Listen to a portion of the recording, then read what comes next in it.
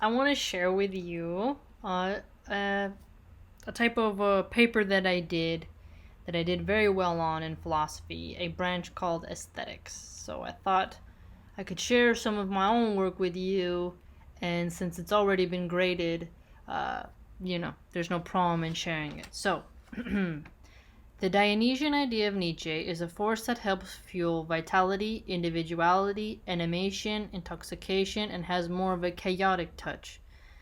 The force also helps a human becomes less alienated with nature and helps them primordially unify themselves.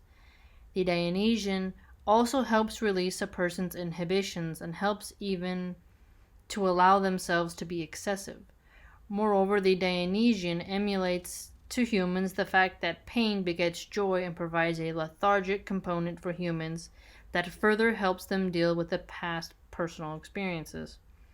The Dionysian is an eternal force and is the original source for artistic power that can help bring phenomena of existing world to us.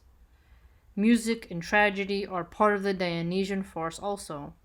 The Dionysian energy is important because once it's channeled, it gives a vent through which being itself may emerge.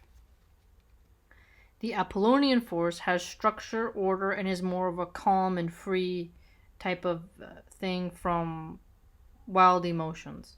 The Apollonian force rules over dreams and provides dream inspiration, even though it has a more formulaic approach to reality. Sculpture and architecture belong to the Apollonian because this form of art must follow systematic rules in order for it to maintain its form and balance so that it doesn't crumble. Sublimity is formless, boundless, and overwhelming, mathematical, and dynamically powerful. Sublimity can induce fear due to its nature being related to infinity and eternity, but reveal joy if we are not within immediate danger and can apply our imagination to impose a border frame. Beauty is approachable, not intimidating, possesses no threat to life, easily induces a sense of pleasure and relaxation due to its lesser magnitude concerning size and refinement. Beauty can be measured and framed rather quickly without extensive effort or trauma. Beauty doesn't need to be overcome nor manipulated. Similarities between sublimity, beauty, and Apollonian, Dionysian, I would argue, are that beauty is related to the Apollonian and the sublime to the Dionysian. For example, since the Dionysian represents chaos and excess, and sublime the boundless and formless, it's easy to see a connection.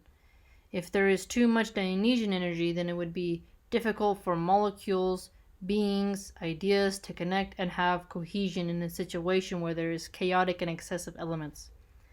A good example would be Bacchic party because eventually excessive wine would make everyone lose their inhibitions of modesty and shyness and allow a sublime feeling to overcome its participants and by extension make them free and feel a sort of lethargic form of expression as they celebrated it.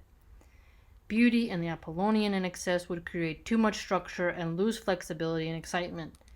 A good example of melding of the two would be walking through a garden center that was filled with statues for one's patio.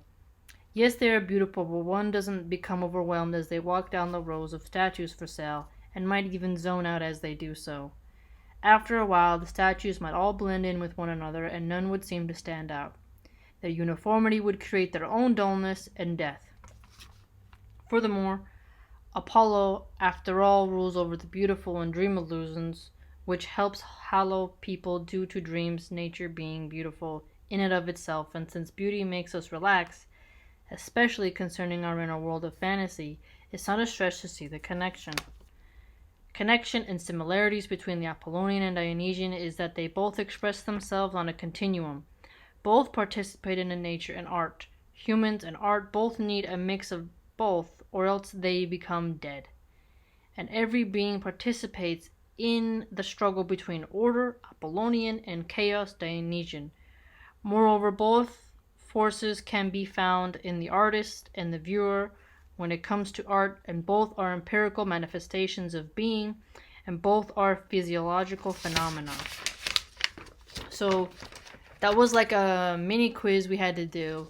And that's my answer. So I had to compare and contrast and see the connections of the Dionysian and Apollonian concepts of Nietzsche and the aesthetic concept of the sublime.